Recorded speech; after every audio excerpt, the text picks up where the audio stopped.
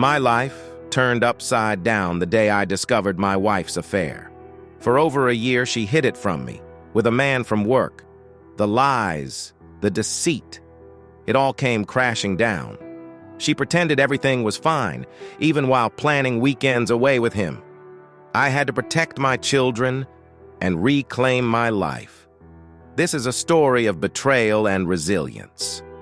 Come with me on this journey through heartbreak and recovery. I searched my wife's purse for her car keys so I could move her car, get mine out of the garage, and get to work. While rummaging through her big bag, I found many things but no gun or stun gun. I discovered something surprising in her purse. Why am I telling you this? Because the most shocking thing I found was an unopened box of pregnancy protection products. I pulled the box out and had to sit down before I passed out. I felt dizzy, and the room started to spin. Why were these in my wife's purse? Maybe there was a reasonable explanation, but I couldn't think of one. The kids made their usual noise, getting ready for school. I was almost ready for work, and Laura was busy too. When she saw me at the kitchen table holding the box, she froze for a moment. Then she walked over, took the box from my hand, put it back in her purse, kissed me on the cheek, and said, "Have a nice day, sweetie. Don't forget you're barbecuing tonight." With that, she took her purse and jacket and walked out the door. The kids, Andy and Gracie, poked their heads around the corner. "We're ready to go, Dad," they said, and headed into the garage. Somehow, I managed to drop them off at school without crashing my car. But I didn't remember any of it. Even when I walked into my tiny office, I passed people saying good morning, but I couldn't remember who they were. I sat in my office, looking out the window, trying to remember what had happened that morning. Did I dream it? Did it really happen? Why did my wife have those things in her purse? My mind raced with thoughts, and I imagined the worst. Was she having an affair? Was she going to leave us? Did she want a divorce? Did she want to take the kids away? I started to feel out of breath, sitting there, overwhelmed by these thoughts. I had to sit with my head between my knees, trying not to faint. There was a knock on the door. Someone asked if I was going to have coffee downstairs. I went, but the day went badly. When I returned home, I must have looked like I'd seen a train wreck. My legs felt like rubber, and I felt tightness in my chest. The kids were at the kitchen island doing homework. Laura was in the kitchen making dinner. She looked at me, came over, kissed me on the lips, and said, "Don't forget you're grilling hamburgers. Go change." Then she went back to cooking, as if nothing had happened that morning. I couldn't believe it. I didn't know what to do. So, without saying a word, I went into the bedroom to take off my suit. It felt strange. When I walked into the bedroom, I expected another man to be there. I slowly looked around the corner of the door. Nothing. I opened the closet door slowly, expecting someone to jump out. Nothing there either. No one in the bathroom. My paranoia was at its peak. I took a quick shower, thinking about a million things. Nothing made sense. I had no real evidence that anything was wrong with Laura outside our marriage. There could be a good reason for the box in her purse. I decided to let her tell me when she was ready. It might take a while, but eventually I would find out, and then I would decide what to do. I put on jeans and a t-shirt, went downstairs, chatted with the kids, and started grilling hamburgers for dinner. But I'm still trying to figure out if there's a problem. That night, I went to bed as usual. I don't wear pajamas or boxers. I sleep naked. It's more comfortable for me. But since we have kids, I keep pajama pants in my nightstand for emergencies. I can pull them on quickly if needed. I lay in bed reading for a few minutes before falling asleep. Laura was in bed too, wearing a long t-shirt, which she prefers for modesty. After putting my book down and turning off the light, I said my usual goodnight, "I love you." She responded with, "I love you," and got comfortable to sleep. I didn't sleep much that night and wouldn't sleep well for a few more days. Months later, even though Laura and I have a great relationship, I still remember that morning. I've tried to forget it, but it lingers. I did some research online about signs of wives having affairs and was convinced Laura didn't fit any of them. Besides, it was months ago, and she had plenty of time to come up with a very good reason why she needed it. I looked for some of the signs the internet warned me about, and I have to say, Laura had none of them. So why am I still thinking about this? Because I am a man and a husband. A few more months later, this little doubt keeps bothering me. You've all heard the song that keeps playing in your head and won't go away. This is called an earworm. Well, I have such a worm, but it's not a song, it's an image. I need to know. I have to get this out of my head and out of my way. I have to do something about this. It makes me doubt myself. I've been taking longer showers in the evenings before bed, and in the morning when I get up and go for my regular run, I spend more time and run further and faster. I tried to control my emotions and my anger, but I don't know who to be angry with or why I need help. But what helps? How do I get rid of this earworm from my head? A few more months later, it's been a year since I found that thing in Laura's bag. The only big change that happened during this time was that we all got a year older. I got a small promotion at work, my salary increased by 20%, and my annual bonus is now a bit larger. The children moved to the next grade and stayed the same, with a few new classes added to their schedule. Laura and I have less free time. Laura stayed the same as always. Same job, just a little more money. We do a lot as a family, and Laura and I try to spend time together and go out together. We are doing well financially. The kids are fine. Everything is fine. But there's still one tiny thing that keeps bothering me. It comes to my mind less and less, but it hasn't gone away. Why doesn't it leave? I know in the back of my mind I will need to do something about it. But our sex life is going great. Laura and I used to make love a couple of times a week, but in recent months we've increased to 3 times a week. I don't plan on making any changes. The kids are still young, and making a big change in our family situation would be bad for them. No, I stay on course as long as I can. If Laura says she wants to leave, then I will do everything to make sure my children stay with me. If she wants to leave, she will lose. A few more months passed and the earworm won. So I called a detective agency. I went to their office and talked with a woman who didn't look like an investigator. She was stunning, no older than 35. I didn't think she could help me. My prejudices got in the way, and I expected to see someone like an old, rough detective. Instead, I got someone who looked like a character from a TV show. We talked about my concerns and what information I wanted. I gave her a lot of details about Laura: where we live, where she works, her car, her phone number, and a recent photo. I left a deposit, and after a few questions, I left. Miss Wolfenstein said she would call me in a week with an update, and we would discuss what happens next. I left her office wondering if I was doing the right thing. Would knowing be better or worse if Laura was seeing another man? Could I look past it for the sake of my family? That was the big question, and I had no idea how to answer it.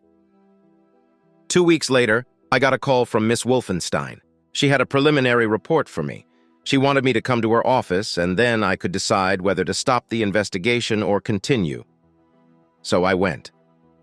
This was not good. I walked into her office, and she offered me a bottle of water, which I took, opened, and drank. I knew from her look that the news was not good.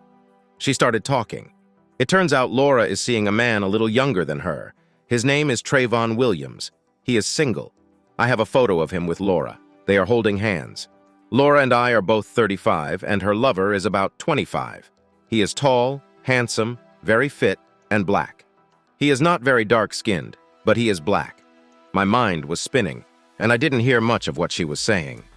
I looked at the table and didn't remember what was said after I saw the photo of my wife holding hands with another man. Miss Wolfenstein stopped talking, but I didn't know when. She looked at me, and I just sat there with my mouth open, staring at the table. "Mr. Brady, are you okay?" she asked. I didn't answer. "Mr. Brady, please drink some water." I looked at the bottle in my hand as if I didn't know how it got there. I took a sip, then another and another. I emptied the bottle, and then things got worse. A trash can appeared in front of my face, and I vomited. As the cramps subsided, I sat down in a chair, realizing that Laura was cheating. Now what should I do? After learning about Laura's lover, I went back to my office and closed the door. A couple of things had to happen. It turns out Miss Wolfenstein is married to a lawyer who handles divorce cases.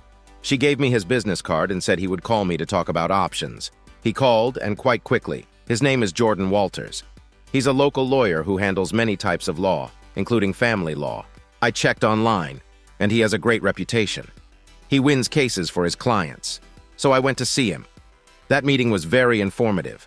After an hour of talking with Mr. Walters, it was clear that if I took action against Laura, the New York State Family Court would likely not be in my favor. In New York, Family courts often believe that only mothers can take care of the children. This is an old idea, in my opinion, and it leaves fathers paying for everything the family might have had if they stayed together. I understand that family courts deal with fathers who try to avoid paying child support, and they need to protect children from such fathers. But when a father is responsible and willing to care for his children, the court should consider this and treat fathers fairly. Not all mothers are perfect either. Some women are not meant to be mothers, and in those cases, a father is a better choice to avoid making children suffer. Courts see many mothers with addictions, mental health issues, and other problems that show the children would be better off with their father. The saddest cases are when neither parent is fit to raise the children, and they end up with grandparents or in foster care. This is terrible. You won't believe the advice my new lawyer gave me. I still don't believe it. Jordan and I talked about what was important to me in my marriage to Laura and what my priorities were with the children. I told Jordan what I wanted to do now that I knew Laura was unfaithful. I wanted to divorce her. I wanted her to leave and not come near me and my children. I wanted to keep the house and the children, and for her to pay some child support. Jordan looked at me like I was dreaming. I think my expectations were too high, but still, I'm not the one who had an affair. Will the family court punish me, the innocent party? It turns out it very well can. After our talk and his advice, I left and walked part of the way back to my office. I stopped to get a much-needed cup of coffee at Starbucks and sat looking out the window, watching people pass by. I thought about what Jordan had told me. He apologized for his advice, but said he had seen too many clients make hasty decisions in anger and then regret it later. He left me with two pieces of advice. Don't do anything stupid and don't do anything yet. The first part was simple. If I did anything to get back at the guy Laura is seeing, I would probably end up in jail. Then whatever I wanted from family court would be denied. No judge would give me custody of the children with an assault charge and a criminal record. It would also hurt my career and ruin my life. Losing my head and doing something stupid would be a mistake. Besides, it's not in my nature. The second part of Jordan's advice was really hard. Do nothing. Can I just sit back and do nothing? Should I let Laura enjoy her romance, or should I try to push her out the door? I really wanted to push her out. There must be consequences for what she did. But Jordan warned me this was a long-term game, and I needed to be patient if I wanted to succeed. I'm not sure I have that much patience. When I got home, armed with new knowledge and legal advice, I looked at Laura. She was the same as always. The children were the same, busy with their own things. I didn't say much to anyone. I changed my clothes and grabbed a beer from the fridge. Laura looked at me and said, "Don't get carried away with beer. We have football tonight." I put the unopened bottle back in the fridge. We had a quick dinner and then all got into the car and drove to the football field. Everything was so normal. Time kept moving. Friday night, I got home around 5 as usual and was greeted by the kids watching TV in the living room and Laura sitting at the kitchen table. She hadn't changed out of her work clothes and was looking at her tablet with a glass of wine next to her. She looked at me as I walked into the kitchen. "You're home." "Okay. Grab a drink and sit with me." That was a little unusual. Something was wrong. The hairs on the back of my neck stood up, making me feel anxious. What was happening? Maybe it was nothing, but maybe it was something. It was time to find out. "I'll go change clothes first, then I'll grab a beer. I'll be back soon." Laura returned to her tablet, watching it closely. I went into our bedroom, took off my suit and tie, and put on jeans and a long-sleeve t-shirt. I always keep a small supply of my favorite IPA beers on hand, usually having 1 or 2 in the fridge in the garage. I went to the garage, took a beer, poured it into a glass, and went to the kitchen. I pulled out a chair and sat down. "So, what's on your mind, Laura?" I asked. Oh God, I love the feeling when I see Trey. I lose control and need him, but I try to keep this desire in perspective. My family comes first. My children and my husband are important, and I try to make sure their needs and my needs for Trey do not overlap. At least that's my intention. I work carefully to keep these two worlds far apart, but there is always a risk that something could go wrong, and I must be ready to manage the situation. I only meet Trey at his apartment and only during the day. We work in the same bank, but we don't communicate and never correspond. A year ago, Rob found a box in my bag and looked very confused. I took it from his hands, put it back in my bag, and started talking about our dinner plans. He was grilling hamburgers. The box was in his hands for just a few seconds. If he had asked about it, I would have said it was a joke gift for a woman in the office who has a new boyfriend. That part was true. To be safe, I bought another box, gave it to her over coffee the next day, and left my original box on my desk to take back to Trey's apartment. Trey is 63 and very fit. He has a lean swimmer's body and six-pack abs. He's handsome and confident. His manners and style attracted me when I met him. Trey is well-educated and comes from a good family. The problem with Trey is that he loves sex. My big problem is Rob and the kids. As time passed, I quietly made plans in case Laura ever announced she was leaving us for Trayvon Williams. The first step was simple: plan for the future of the children and myself. It meant money. How to make sure the kids and I don't suffer financially because of Laura's new life. My new best friend Jordan suggested I meet with a financial advisor to arrange things so a significant portion of my assets remained under my control. It sounded a little shady, but it was completely legal. We opened trust accounts for the children where I was the sole controller. The idea was to provide them with money for their education and other needs. I quietly transferred my annual bonus to this account. The money was invested in blue-chip stocks and bonds that paid dividends, and the dividends were automatically reinvested. The amount in these trust accounts would slowly grow. I looked at our joint credit account balance and lowered the maximum amount we could spend. I told Laura it was for security in case the card was stolen or hacked. She agreed it was a good idea since she is a banker. I took inventory of our home's valuable items. I told Laura I was looking for the best deal on insurance, but the company needed to know what we had. I needed to be prepared for the day Laura announced she was leaving us. I wanted to make sure the divorce was as painless as possible for me and the children, but it's never like that. Jordan confirmed this. Laura wanted to spend the weekend with Trey. How could she do it? She needed to come up with a story for Rob. But what could it be? She thought about different scenarios, but couldn't find one that would allow her to be away without Rob finding out she was lying. Her family lives nearby, so they wouldn't work. Her job wouldn't help either. Bankers rarely have weekend meetings. Her friends wouldn't do either because they know Rob and might reveal the secret. Then her game would be over. She told Trey they should limit their time to a couple of hours at lunch, but he wanted more. He wanted her to be his official girlfriend in public. That wouldn't happen, but she still wanted it. She needed to think of something. A few weeks ago, Laura was going to tell Rob she wanted to go on a date with a friend. At the last moment, she got scared and didn't do it. It was the right decision. But Trey wanted more time with her, or he threatened to leave. He said he needed a girl he could spend time with. He enjoyed being with her, but a few hours a week wasn't enough. He needed more. She wanted to keep what she had, but didn't want to risk Rob finding out. A little more time with Trey would be nice, but she had to find a way without risking her family. Time was ticking, and Trey wanted her to spend the next weekend with him. He had friends over and wanted her to be there as his girlfriend. If she didn't agree, she could say goodbye to him. Rob satisfied her, but Trey did it better. So what should she do? She had to take a risk. She needed luck. Today is Thursday, and I just got back from work. I need to change and relax a bit. Then I can help prepare dinner and play with the kids. I see Laura sitting at the dining table with her tablet, looking very serious. Rob, honey, why don't you grab a beer? I want to talk to you about something important. Damn it. Okay, here it is. I didn't think it would happen now, but I think now is the time. Laura, I'll change my clothes first, and then I'll grab a beer. I went to our bedroom, took off my suit, and took a long shower to wash the day off and prepare myself for what I thought might happen. I was nervous and knew today would change the dynamics of our marriage, our family, our lives. Everything I'd worked for was about to change. I held my breath and reminded myself to let it out. It was time to start.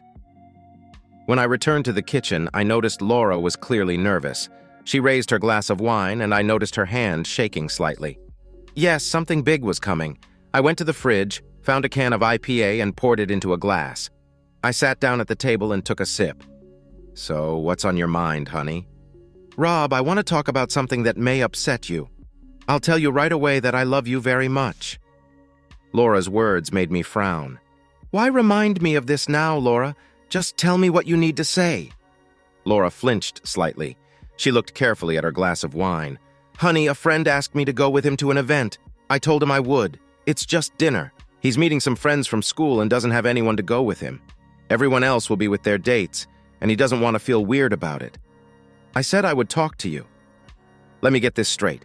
This young man can't find a date, so he asks a married woman to go with him. Don't you find that strange? He's very sweet and a little shy. He's a good guy. I want to do him this small favor. So, a shy young man who can't find a date wants you to go with him, pretending to be his girlfriend. Did I understand correctly? Not exactly like his girlfriend, just a friend. Wait, he's going to show up to a party with a beautiful woman and he won't say she's his girlfriend. Be realistic. Laura looked carefully at her glass of wine. Do you remember when we first started dating? You couldn't wait to introduce me to everyone as your boyfriend. You even called your parents to tell them we were officially dating. You and your mother talked on the phone for a long time. I remember. I took a sip of my beer. Does Trayvon consider you his girlfriend? Is he going to introduce you to his friends as his girlfriend? Maybe we should call him and clear this up. Laura's head shot up at the mention of Trayvon's name.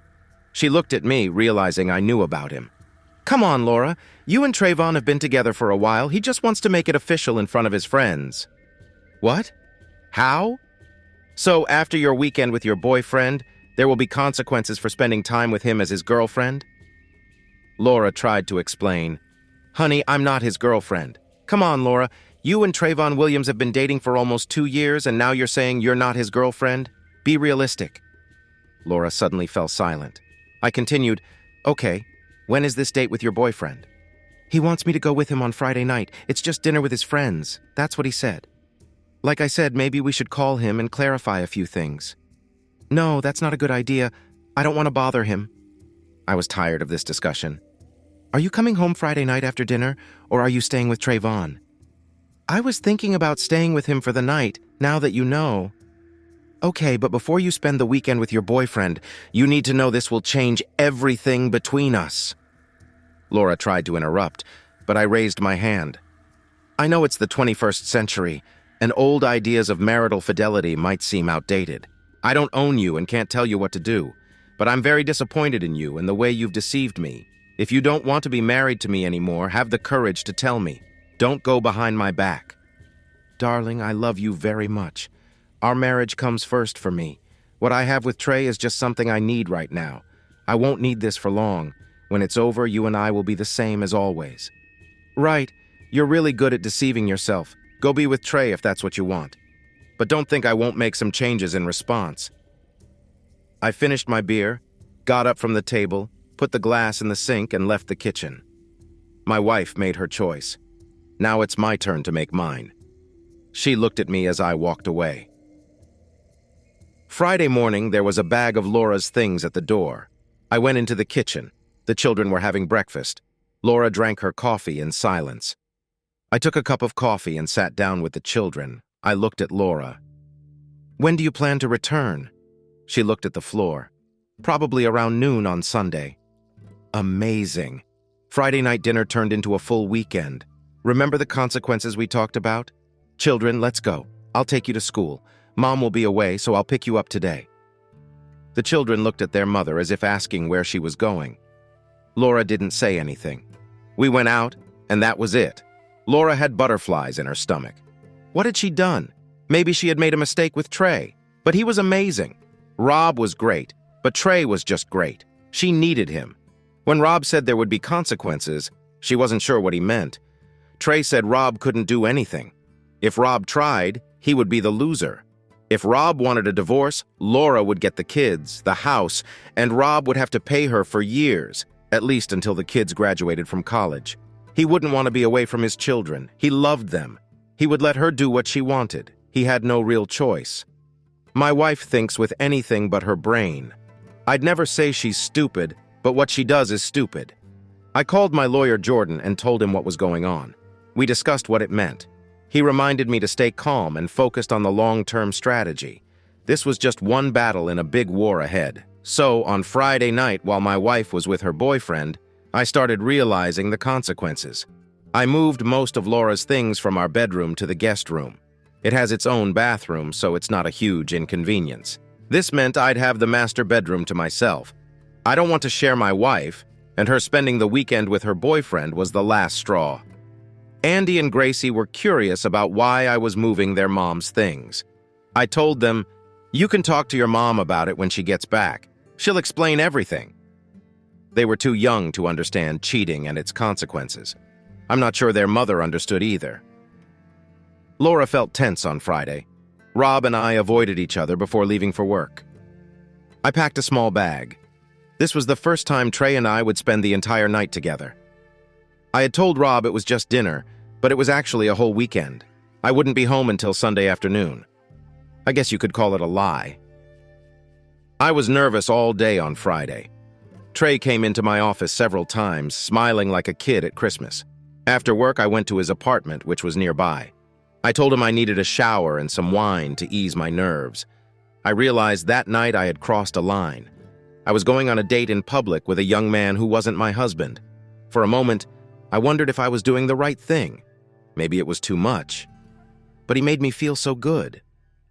I stopped thinking about it and started getting dressed in my little black dress and matching shoes. I pulled my hair into a loose bun and wore earrings and a necklace. Funny. This was the set Rob gave me when Gracie was born. I loved these. Trey and I went to an upscale restaurant to meet his friends. We went to a private room where a few people were already there. Introductions were made and drinks were offered. I got a lot of looks from his friends, mostly his age, 25. The women looked me up and down. We had dinner, and the wine flowed freely. One of his friends, Jacob, came up to me and told me he and Trey were on the university swim team together. He was also tall and well-built. I think the alcohol gave him the courage to ask some questions. "So, Trey says you and him are together," he said. "I'm not sure what you mean by together," I replied. "Well, he said you and he have been together for a while." "Trey and I have worked together for several years, if that's what you mean." He laughed. "No, I mean you've been sleeping together for a while now." I looked him straight in the eye and leaned a little closer. "What happens between me and Trey is none of your business." He looked surprised. "But I'm sure it's your husband's business." Then he turned and left. Apparently, Trey told his friends he was sleeping with a married woman. Was I stupid to assume he wouldn't tell anyone? I felt cheap at that moment and sat down. Trey came up to me and said everyone was going to see a friend who had a hot tub. It was almost 1 in the morning and I was tired, but they all wanted to continue the party. I decided to stay and enjoy the rest of the night. I didn't have a swimsuit, but I quickly learned they preferred to swim without one. When I woke up, it was almost noon. My head hurt and my body ached. Trey was still lying in bed next to me, snoring. I went to the bathroom, found a toothbrush, and cleaned my mouth. I took headache pills. We went out to eat, but I was very tired from the late night and sex. I also started to worry about meeting someone I knew. The rest of the day was filled with food, sex, and more sex. On Sunday, I woke up around 10 a.m. We had a bagel and coffee at his apartment, and then I packed my things to go home. It was almost 2 p.m., and I needed to move. I planned for the kids and me not to be home when Laura returned, if she ever came back. I had planned a hike after Andy's soccer practice, so I packed sandwiches, sweets, and water. I planned to reward them with a stop at their favorite fast food restaurant. I took my Nikon camera to take pictures and let them try it out. I think we all had fun as we walked along the path to the observation deck. Gracie asked where Mom was.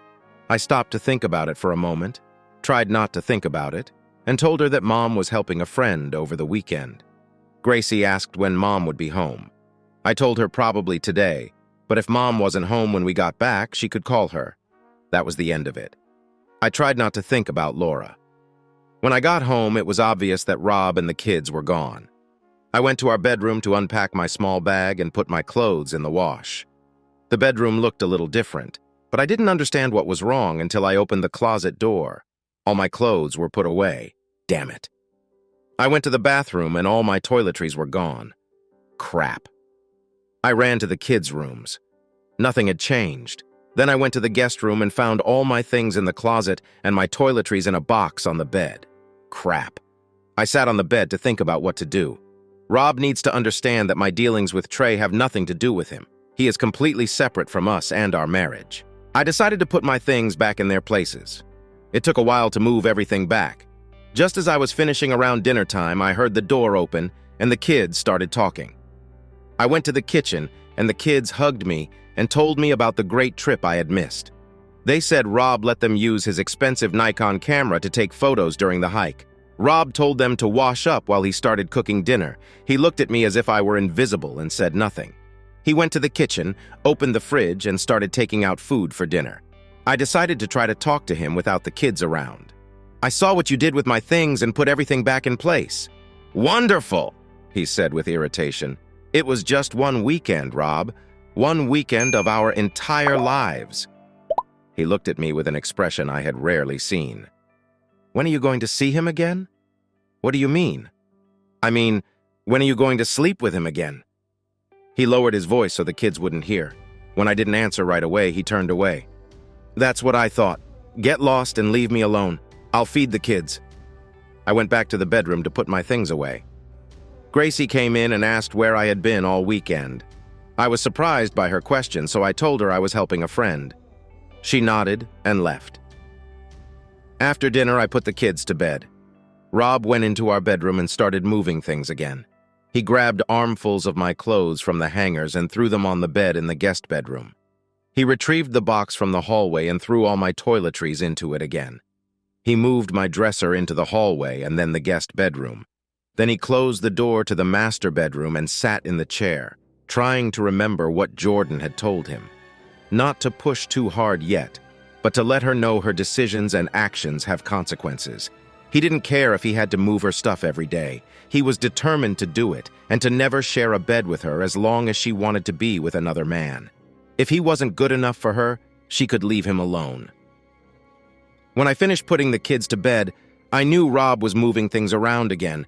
I thought he was moving his things, but I was surprised to see my things on the bed.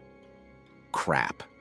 I tried to go into the bedroom to talk to him, but he quietly told me through the door to go away. I needed to figure out how to get back into our bed and get my life back to normal. I went to work. I'm an engineer and I design buildings. I closed the office door to think about what to do next. Crap. Why did Laura choose another man over me? What did I do wrong? Is she going to leave me and the kids? When? I had a million questions and no answers. I decided to use some tactics from my job. Write everything down, take notes, and then organize them to find a solution. I spent the morning writing down my thoughts and then rewrote everything into something I thought would help find a solution. I knew at some point I would have to face Laura and maybe even Trayvon Williams. I considered him an opportunist. I was sure he knew Laura was married with 2 children, but he didn't care about the harm he was causing. He would move on to another woman and victim. I hated people like him. A few weeks later, Laura told me she was spending the weekend with Trey. She said that since I didn't want her, she would go to the man who did. I just looked at her like she was a huge piece of dog poop on my shoe. I wanted to get rid of her, but I also wanted her back. I wanted to make her jealous of Trey and fight for me, to get me back. But she didn't. Lately, I've been with Trey almost every weekend and several nights a week. We go to restaurants, drink, and dance with his friends. Some of my friends ask about my kids. What do I do with them when I'm with Trey? I tell them their father is taking care of them. One even asked me for his phone number. Her boyfriend doesn't seem to suit her. She said she was looking for the best match. I didn't give her Rob's number. Weekends always followed the same pattern. Food, parties, and lots of sex. When I'm done with Trey, I'll have to work to get back into good hands. I know Rob is angry with me now, but I know he loves me and will want me back. I'm still his wife. I'm still the mother of our children. Everything will be fine. A few months later, I did exactly what Jordan advised. Remain silent and take notes. I recorded every night and weekend Laura spent with her boyfriend. I wrote down every missed event for the kids, school events, and organized activities. I wrote down every family event she missed. I wrote it all down, and once a month I discussed it with Jordan. At our last meeting, he said he was confident I would get custody of the children in family court. He had seen other clients fail because they couldn't prove the cheating spouse wasn't the best parent. I thought it over and decided I'd had enough. It was time to end this farce. That was once my marriage to the woman I loved so much I would take a bullet for her. It's time to tell Laura she doesn't deserve me anymore. I told Jordan to prepare the documents and arrange for their delivery.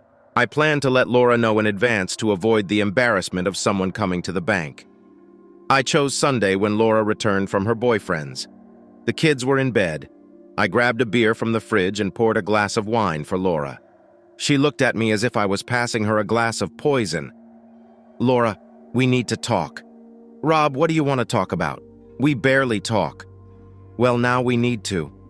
I want to talk about us, about our marriage. You remember this, don't you?" She looked at me like a deer in headlights. She took a long sip of the wine I poured for her. "So, you've made it clear what's important to you. I'm not a priority, and neither are the kids. It's time to move on to the next step and end what our marriage has become." I took a small sip.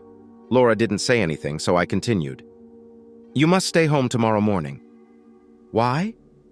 "There will be someone delivering important documents for you. It's a declaration of divorce. I don't want to be your husband anymore." I took another sip. Laura still said nothing. "You've spent enough time with Trayvon Williams over the last year and a half to show you don't want to be my wife or a mother to Andy and Gracie. I want you to move." "You want me to move?" "Yes. This happens during a divorce.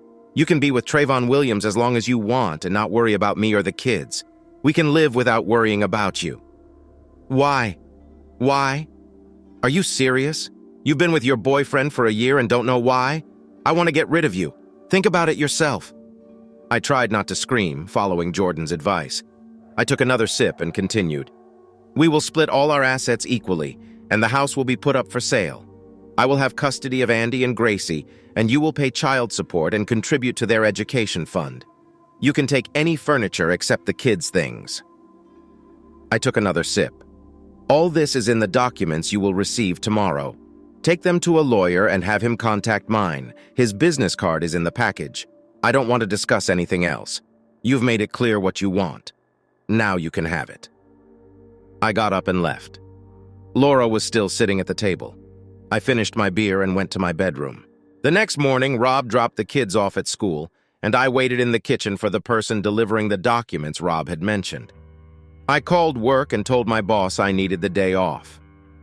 At exactly 9 o'clock, the doorbell rang. I opened the door and saw a woman in a sports jacket and jeans. "Laura Brady?" "Yes." "Mrs. Laura Brady, may I see your ID to confirm?" "Fine." I went to my purse, pulled out my driver's license, and showed it to her. She took a photo of it and then handed me a large brown envelope. "Laura Brady, you have received the documents." She stepped back, took a photo of me holding the envelope, and walked away to her car. Crap. I closed the door and returned to the kitchen. I needed a glass of water, so I put the envelope on the table and got some water. I sat down, looking at the envelope, hoping it would disappear.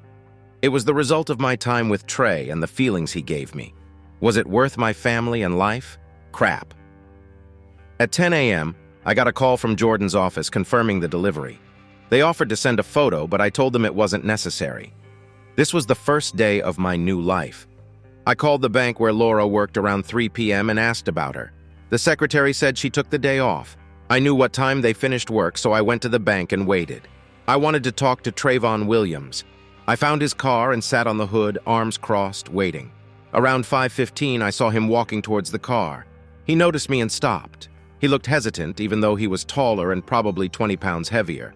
He looked fit, but very scared. As he came closer, I began, "You must be Trayvon Williams." "Who's asking?" "My name is Robert Brady. You know my wife, Laura Brady. Well, you should, since she's been your girlfriend for a year and a half. What do you want?" "I came to say that you have her. She's now completely yours." "What? What the hell are you talking about?" "It's simple. You wanted her, now you have her. She wants you instead of me, so now she's free to be with you all the time." "Screw you, dude. I don't want a woman on a permanent basis. Yes, I like being with her. She's very nice, but I don't need another permanent girlfriend." His words surprised me. "Please explain. Laura told me you two are exclusive." Trayvon suddenly looked guilty, and I realized he was seeing others besides Laura. But that's not my problem anymore. I laughed, stood up from the hood of his shiny BMW. "Well, Trayvon, that's your problem now. Hope you have space for her clothes and shoes." I laughed again and went back to my old Subaru Outback. My next stop was home. Laura, being a banker, would probably quickly transfer money to accounts I couldn't access. But I had beaten her to it and moved half our money to my account at another bank. When I got home, I saw the kids at the table, probably doing homework. "Where is Mom?"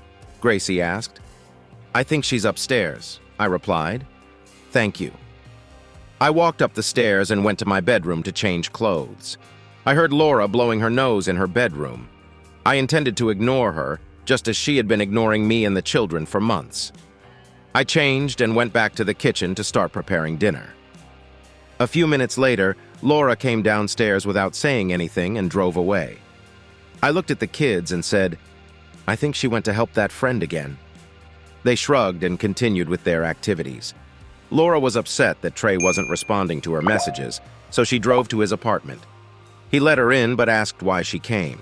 She told him Rob filed for divorce, citing infidelity, and listed Trey as the person she cheated with. Trey simply responded, "What the hell?"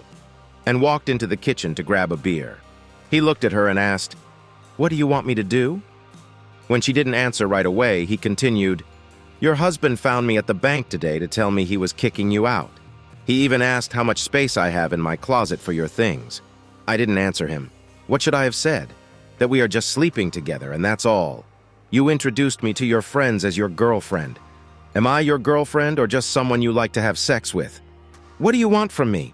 We had a lot of fun, but that's about it. Just fun. I don't want a wife or girlfriend living with me. Sorry. Thanks for nothing, you jerk. Laura got up and left. She needed a plan. She needed a lawyer. She needed help. She needed to save her family. Crap. 2 weeks later, I talked to my lawyer, Jordan, who was in contact with Laura's lawyer. We were getting ready to settle the matter. Her lawyer, a tough woman, suggested we go to family court. Laura wanted us to go to marriage counseling, claiming her infidelity was due to a mental health episode, which led to bad decisions. Jordan was pretty sure Laura would claim she suffered from depression, which made her seek attention from Trayvon Williams, who would be portrayed as a sexual opportunist. There might also be a hint of sex addiction thrown in to confuse things. It seemed like an effort to convince me that if we went to counseling and Laura got therapy, we could move past this. Otherwise, the big losers in divorce would be our children, who wouldn't have both parents with them daily. So we started the process. The judge, a kind woman in her 60s, gave Laura the benefit of the doubt based on her mental health claim and ordered a stay of all divorce proceedings until we completed marriage counseling and received a report from Laura's therapist. Laura was allowed to stay in our home with the kids. No action to divide property would be taken until these were completed. Jordan expected this and told me how it would likely go. We sat around a conference table instead of a courtroom, and afterward I walked out with Jordan to discuss the next steps. His advice? Do nothing. Go to marriage counseling and see how it unfolds. Be patient, and you will get what you want. 4 months later, I went through 12 marriage counseling sessions. The therapist, Dr. Snow, spent many hours discussing our individual needs and helping us understand that we as individuals have complex needs that we often ignore. I had a clear idea that I was being set up to take the blame, suggesting that I was ignoring Laura's needs, which forced her to turn to another man. It was beautifully phrased nonsense, but it still blamed me and justified Laura's actions. I took notes from most sessions and gave them to Jordan, who planned to bring Dr. Snow into family court. In one session, I specifically asked about what constitutes a modern marriage in the 21st century. I asked, "Is the promise to renounce all others still kept?" Dr. Snow looked uncomfortable and fidgeted as she tried to answer. Her response suggested that some infidelity is acceptable if agreed upon by both parties, which is technically an open marriage. I pressed further. If one party hides their infidelity, is that acceptable? Dr. Snow tried to change the subject, saying the purpose of counseling was to correct the imbalance between marriage partners. I pressed again. Is hidden infidelity acceptable behavior? She knew that wasn't the case, but tried to deflect by saying our time was up and assigning us homework. Yes, homework. We had to discuss trust and how to improve it between us. Laura knew her time was running out, and she wasn't convincing Rob to stop the divorce. We hadn't shared a bed for months, and of course, we weren't having sex. Marriage counseling wasn't working, and her psychologist visits didn't help as expected.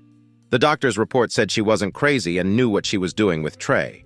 She wasn't acting from a mental disorder, just a selfish desire to have sex. The report also said she ignored the consequences until Rob filed for divorce. She wasn't in a mental crisis, just making bad choices. Jordan arranged time with a family judge to start the process. Until now, there was no mention of who would get custody of the children. For me, this was the most important part. We gathered in the conference room, ready to present my custody plan. First, we called Dr. Snow, the marriage therapist, to report on our sessions. Jordan asked her to report on the results. She told the judge that I was reluctant to share my feelings, so the root causes of our problems weren't addressed. Jordan jumped on this, but the judge intervened. "Lawyer, there's no need to stand to ask questions." Jordan nodded but was eager to continue. "Dr. Snow, did Laura Brady tell you why she felt the need to have sex outside the marriage?" "Well, it's not that simple. Human needs are complex. Laura's needs led her to seek something beyond her family life.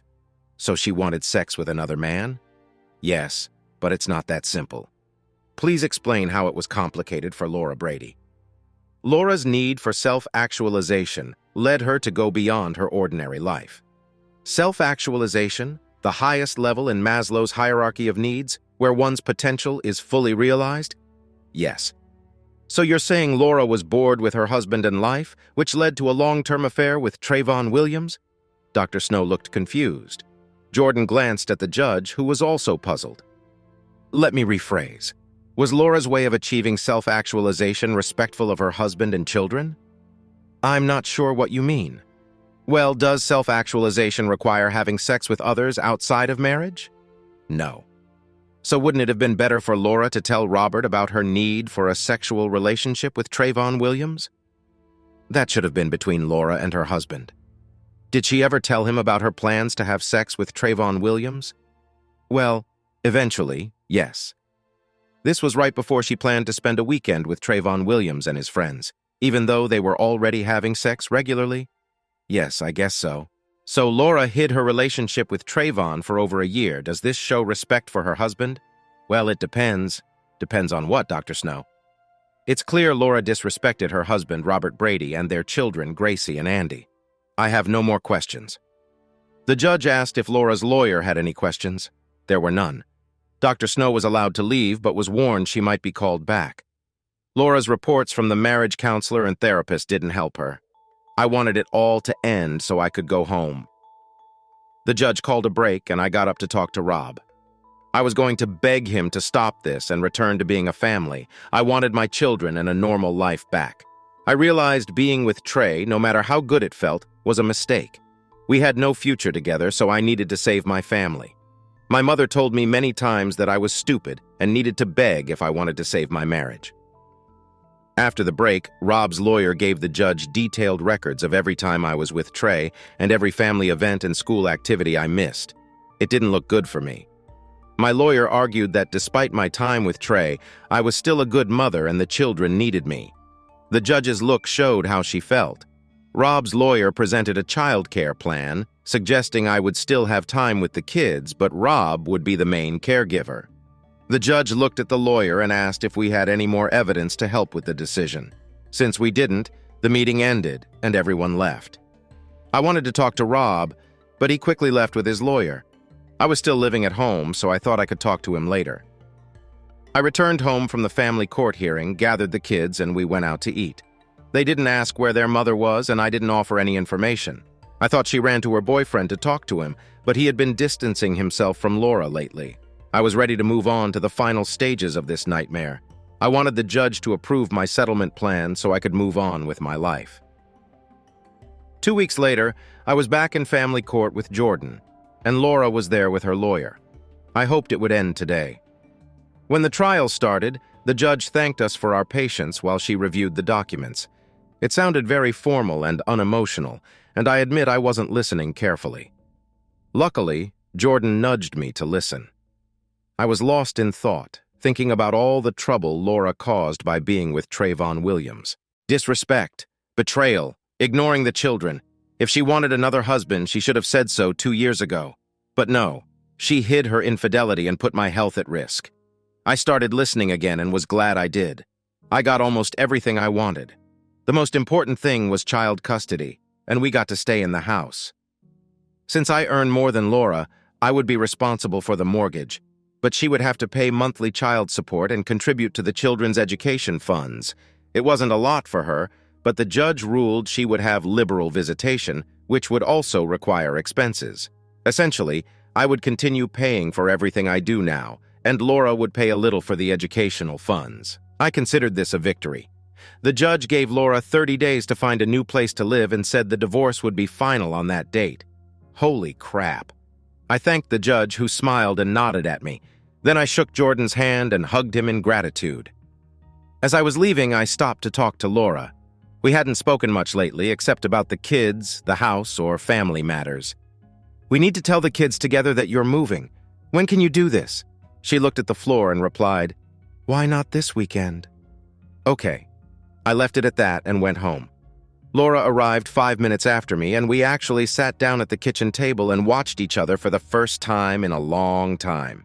"So how do you want to tell the kids that their mom will be living somewhere else?" Then I added, "Are you going to move in with Trayvon Williams?" Laura's head snapped up to look at me. "No, not Trey." "Have you thought about where you want to live? House, apartment, rental?" She sighed. "No, not really. I think I need to start looking." We were silent for a few minutes. Then Laura asked, "Rob, is there any way you can forgive me for my stupidity and we can stay married? I will do everything to save my family." I took a sip of my beer. Jesus, Laura, how many days and nights did you spend with Trayvon? Did you ever think when you were with him that this was good for our marriage? I paused and took another sip. Nothing about your desire to be with him has changed, has it? You still want to be in his bed if he would let you. You made your choice, and it wasn't me. I took another sip and finished my beer. Damn, these IPAs are good. I stood up and went to the refrigerator to get another one. Laura was still silent. "What do you think it feels like to think your wife doesn't think you're good enough?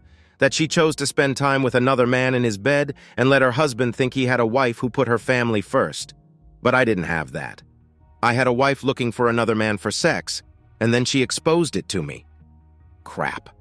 I took a breath, lowered my voice, and added, "So right now, I don't see how you can fix all the crap you've created. You poisoned this well. You have a month to find a place to live." I left. The conversation with the children went as I expected. Their main concern was whether they would have to move. When I told them they wouldn't, they looked at their mother, who told them she would be the one to move. Laura told them she would still be with them often, but would be living in a new house where they would have a room. The children looked at me to see if it was true, and when I nodded, they looked at each other. Gracie looked at her brother and then at me, saying their biggest worry was losing friends or going to a different school. I assured them they wouldn't have to move. I saw the relief on their faces. Laura started looking for an apartment. She thought she'd try to find a place closer to work to cut down on travel and parking costs. I offered her any furniture from the house she wanted to take. I noticed that I began removing things from the house that reminded us of our marriage. Photos of just the two of us before we had kids were taken off the walls. Our large wedding photo was taken off the wall in the family room. It hurt to see those disappear. I didn't know where she went and didn't ask. Trey avoided me at work. I knew he had a new woman in his life. I was yesterday's news, and they treated me that way. I missed him. Now I had nothing. I missed Rob, his touch, and the safety I felt with him. I hadn't felt that way in a long time. I made a deposit for a 2-room apartment in a new building 4 blocks from the bank. There was a problem. It wouldn't be ready until after the divorce was finalized. That night, when I got home, I tried to talk to Rob about possibly extending the time I had to move out. Living in a hotel would be expensive, and I wanted to stay in the house as long as possible. I had to bring Rob back to my bed. This would stop all this nonsense, and we could return to a normal family life. I heard a knock on the bedroom door and realized it was Laura. "What? Can I come in? What do you need?" The door opened a little, and I saw Laura enter. She closed the door behind her, took off her t-shirt and shorts, and stood there naked. 2 thoughts came to my mind at the same time. First, this attempt to return to my bed was too late. It should have been long before she chose Trayvon Williams. She only wanted me as a safety net to pay the bills and handle the daily routines. Second, she still looked beautiful naked, and I would miss the intimacy we once had. We hadn't shared any intimacy for so long that I put it out of my mind. I tried not to think of her as the woman I loved and would do anything for. That feeling was long gone. I looked at Laura and rolled over, pulling the blanket over my neck. "Close the door when you leave." I knew she stood there a little longer. Then she picked up her clothes, got dressed, and quietly left the room. Everything was over. Rob didn't want me. I was damaged goods. I gave what I should have given to Rob to Trey. I chose Trey too often. Now Trey didn't want me. Things got too complicated and he made it clear he didn't want me anymore. My boss at the bank mentioned an opening at another branch in town and suggested I prepare to work there. When I told her I was moving to an apartment nearby and the other branch was on the other side of town, she simply replied, "Do you want a job or not?" and left. So I started looking for another apartment. When I told Rob I needed more time to find a place, he just said, "It's not my problem. You know when you have to move out," and walked away. I found a new apartment. It wasn't what I wanted, but it was close to work and big enough for the kids when they stayed with me. The new job was a lateral transfer, not the promotion I wanted, but I had to take it. The people in the new department knew why I was there, and I saw the look some of the women gave me. I heard that Trey got promoted to my old position. Wonderful. Rob was eager for me to leave. He reminded me daily of how many days were left before I had to move. He even offered to help pack and discussed which pieces of furniture I wanted. He moved things into the garage for storage. He said he planned to get rid of a few things after I left so he could rethink the decor he wanted for the house. I hired a local moving company, 2 guys and a truck, to move my belongings. They arrived at 8 a.m., loaded the truck, and were done in less than an hour. Rob even offered to help them. I gave them the address of the apartment building and they left. I looked around the house thinking how stupid I was to lose all this, especially my family. I had to wipe my nose several times. Rob stood back while I looked around. He took the kids to school and he took the day off from work to be home when I moved out. Consequences are punishment. I finally understood what he meant months ago when he said my actions had consequences. I ignored reality and thought I could do what I wanted, and eventually we'd get back to normal. I knew the boredom of family life led me to think I could have fun with Trey and still rely on my family for stability. Ignoring reality has consequences, and now I faced them. I looked at Rob and was about to ask him to forgive me, but he said, "Goodbye, Laura. I hope you got what you wanted." Then he turned and closed the garage door. Thanks for listening to One Infidelity Hit. If you liked what you heard, don't forget to hit that subscribe button and drop us a like.